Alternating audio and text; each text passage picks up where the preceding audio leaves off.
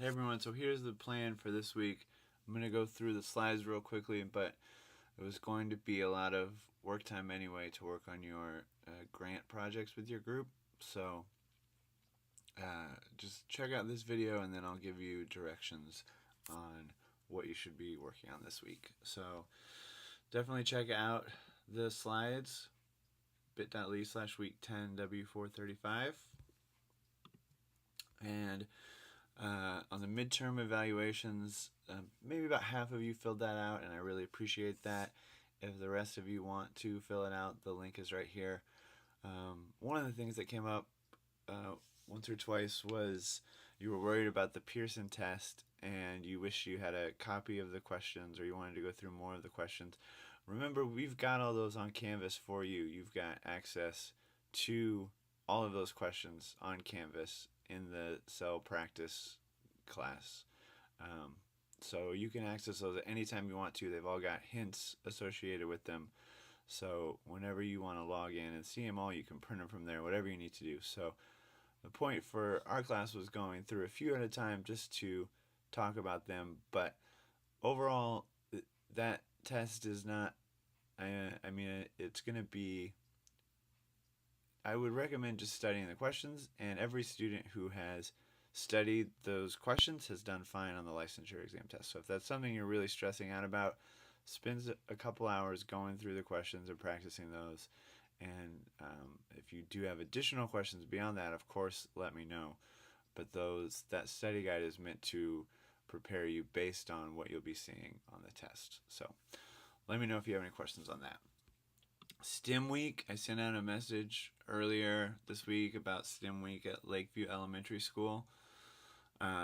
So far, it looks like Rebecca is the only one who's filled this out. So if you could please, this week, go in, figure out with each other or by yourself when you're available. Check out that message I sent this week on Canvas also. Shadowing, I think everyone's good right now, but if you haven't heard anything, send me a message also. ULA experiences. Jane, for her choice post, wrote about being a ULA, and for anyone who is a ULA for W200, I think this makes a really great post because you can showcase all of your experiences that you have there, and try and get a video of yourself teaching W200 as well. Figure out a day where you're going to be leading an activity or something, get a video of it and add that into a blog post or your e-portfolio, because that is an amazing piece of evidence or artifact that you can add to your portfolio and your blog post. But it's such a good thing to add and say, hey, I've already got this experience teaching pre-service teachers at the undergrad level. That is huge. So definitely a good blog post to consider. We'll talk a little bit more about learning styles when I get back, but spend, maybe 10 or 15 minutes reading through these, especially this third one. And it may be that you hear about this in other classes. I know I've seen it come up sometime, but this idea that students are either a verbal learner or a visual learner or an auditory learner, that they fit into one of these boxes and that's just the way they learn best. And the thing is, there's really no credible research to support that at all. It's mainly a thing to sort of essentially sell books and sell this style as a professional development so that people, buy this method. There's really no good research at all backing it up. So these articles talk about it, and it's not saying that we shouldn't present things in multiple formats. Of course that's beneficial, but the downside is of locking students into these boxes.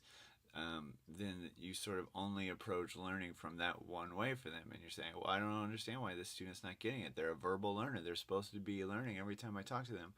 That's not the case.